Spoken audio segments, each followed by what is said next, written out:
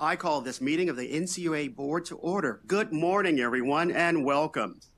Before we begin with today's open board meeting agenda, I'd like to take a few moments to say what an honor it is to have been nominated by President Trump, confirmed by the U.S. Senate, and sworn in by Chairman McWaters to serve as the 11th NCUA Chairman.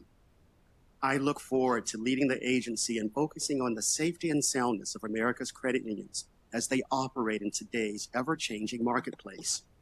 As President Trump's pro-growth economic agenda seeks to empower individuals and communities across the nation, America's credit unions are on the forefront of providing affordable access and opportunity to the financial system. Over the next 4 years, I will be especially honored to lead the talented and professional NCUA team while doing my level best to ensure that they have the necessary resources to respond nimbly to today's market risk and emerging issues. As chairman, I look forward to enhancing and modernizing the Federal Credit Union Charter, addressing the issues of capital reform and cybersecurity, creating opportunities for credit unions to serve vulnerable communities, and reducing regulatory burdens. I'd now like to take a few moments to recognize Board Member McWaters for his tenure as chairman for the past 2 years. As chairman, he proposed closing the temporary Corporate Credit Union Stabilization Fund 4 years prior to its scheduled expiration, resulting in nearly $900 million in share insurance fund dividends to eligible federal insured credit unions. Mr. McWaters led efforts to provide greater transparency and accountability to credit union members during voluntary mergers, improve the appeals process for supervisory and program decisions, and implement the greater use of off-site examination and supervision. He also led the agency's first large-scale restructuring initiative in more than a decade to meet the future demands of the credit union system and financial services landscape, and advocated for additional legislative and regulatory changes that would expand how credit unions define their fields of membership. Mr. McWaters, thank you on behalf of myself, the agency, and the entire credit union system. We applaud your efforts.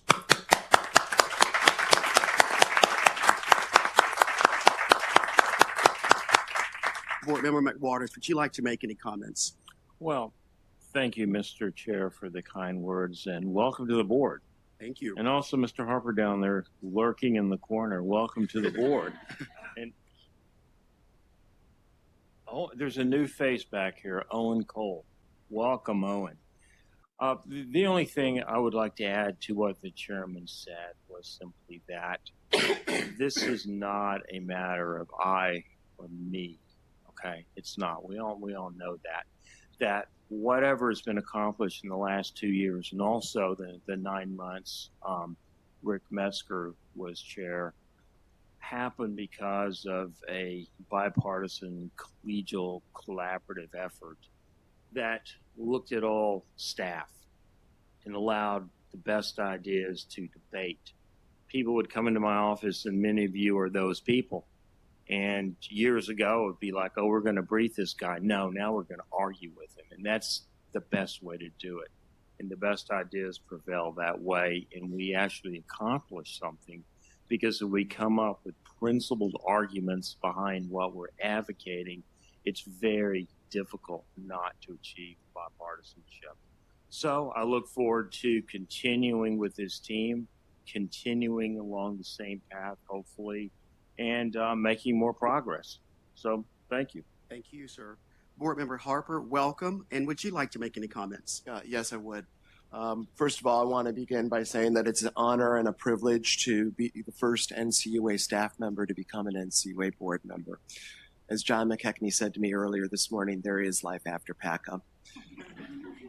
Like Chairman Hood, I want to offer my thanks to Board Member McWaters, who I worked closely with during his confirmation process and when I served as NCUA's Director of Public and Congressional Affairs. I really look forward to continuing the partnership. I also could not have asked for a more perfect colleague than Chairman Hood to be paired with during the confirmation process. You have been a great friend of communities and working to improve community development throughout the nation.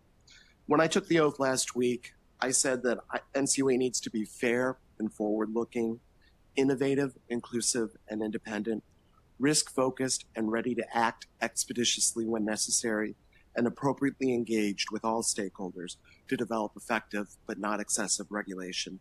This regulatory philosophy is going to guide me while I serve on the board. I've also committed to my fellow board members last week to reaching bipartisan solutions whenever possible, because I think we should all agree that it's the policy, not the politics, that should guide our decisions. The Congress deliberately established the NCUA as a bipartisan, independent agency and gave the board members 6 years terms in order to insulate the agency's decision-making process from transitory political winds. That decision by the Congress has served our nation and the credit union community well, both in good times and in bad times, and it will continue to do so in the future. Finally, I think it is appropriate, Mr. Chairman, that the first item that we will consider is an advance notice of proposed rulemaking, because it demonstrates our collective commitment to soliciting input from a wide range of stakeholders before making important policy decisions. Thank you. Thank you. The first and only item on our agenda today is Advance Notice of Proposed Rulemaking, Part 701.21, Compensation in Connection with Loans to Members. Staff presenting Frank Cressman, Deputy General Counsel, and Tom Zills, Staff Attorney, Office of General Counsel. Welcome, gentlemen. Good morning. Good morning. Tom and I are here today to present an advance notice of proposed rulemaking, soliciting comment on Part 701 of the NCUA's regulations. Typically, NCUA's most common method for approving rules is to start off with a proposed rule followed by a final. But in this instance, we are recommending an ANPR. As Board Member Harper mentioned, an ANPR is a tool that allows the agency to solicit comment and gain knowledge before embarking on proposed rule and setting policy. This is a somewhat complex issue, and we think an ANPR is the appropriate way to go. The ANPR we're presenting today relates to NCUA's blanket prohibition on credit union officials and employees from receiving any compensation directly or indirectly in connection with any loan made by the credit union. Tom will present the details of the ANPR, and then we'll be happy to answer any questions you may have. Thanks, Frank. So this ANPR is part of the NCUA's regulatory reform agenda, and it stems from a recommendation made in the NCUA's regulatory reform task force reports. As Frank mentioned, the ANPR would solicit comments on ways to improve and modernize the agency's regulation, limiting a credit union officials and employees' compensation in connection with loans to members. It asks a number of specific questions in order to obtain more targeted feedback.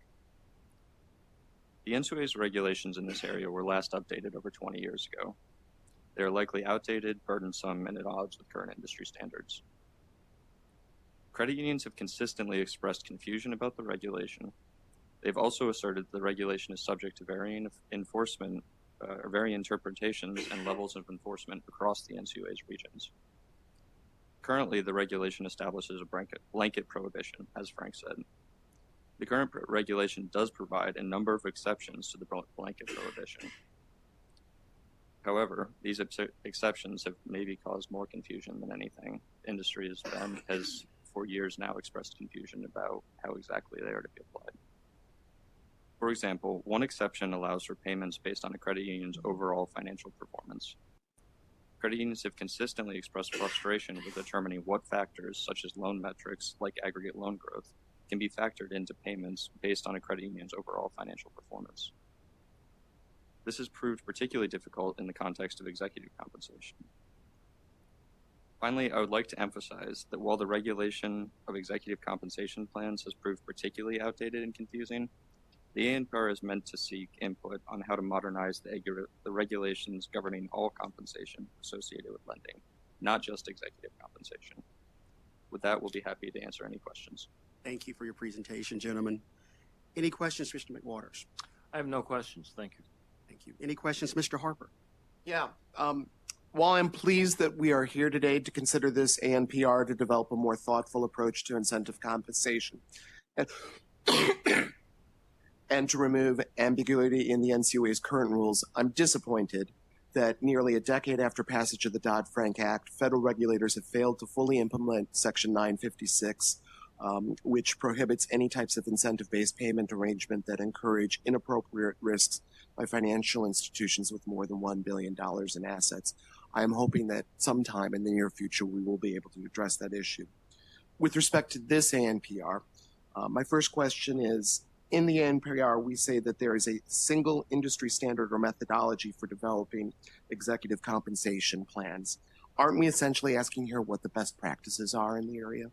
We are. We're asking what best practices are for credit unions, especially in light of the fact that many credit unions are using executive compensation firms that put these plans together. So we're trying to get our arms around what these plans look like, if there are multiple standards, just what's the best way for credit unions and us to move forward.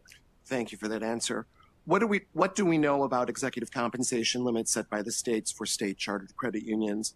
And are there any states more restrictive than we are currently?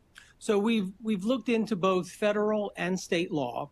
From a federal perspective, with the potential exception of mutual savings banks, the other banking agencies have much more broad principle-based approaches. So we would not be increasing flexibility beyond the bankers. As far as states go, I have spoken to the general counsel at NASCUS. At least from the state of North Carolina, they currently have language that is similar to our current language, but we haven't seen any other states yet that are that restrictive. Thank you. You anticipated my next question, so I'll skip to my last point. While I will carefully review all of the comments in this ANPR, I'm particularly interested in the comments on our last three questions. First, are current credit union compensation plans similar to and competitive with those provided by other financial institutions? If not, how do they differ? And what, if anything, in the NCUA's regulations contributes to those differences? Second, what limitations, if any, are necessary to prevent individuals from being incentivized to take inappropriate risks that endanger their credit unions? What authorities do credit unions need to enable them to compete for talented executives? And finally, to what extent should the NCUA permit loan metrics, such as loan volume, to be part of compensation plans? How would those metrics be incorporated into the overall plan? I look forward to working with you and your team on this, Frank. Same here. Great, thank you. Is there a motion? Yes, Mr. Chair. I move that the board approve the advance notice of proposed rulemaking, Part 701.21 of NCUA's Rules and Regulations for a 60-day comment period as attached to the board action memorandum. Is there a second? Second. All in favor, say aye. Aye. Aye. The motion passes by a vote of 3-0. Before we adjourn today, I would like to recognize that April is National Financial Capability Month. Credit unions are at the forefront of providing access to the economic mainstream through ongoing financial education and outreach. I would like to call special attention to the important role credit unions play in promoting financial literacy within the communities they serve. That is the end of our agenda today. There being no further business, we are hereby adjourned.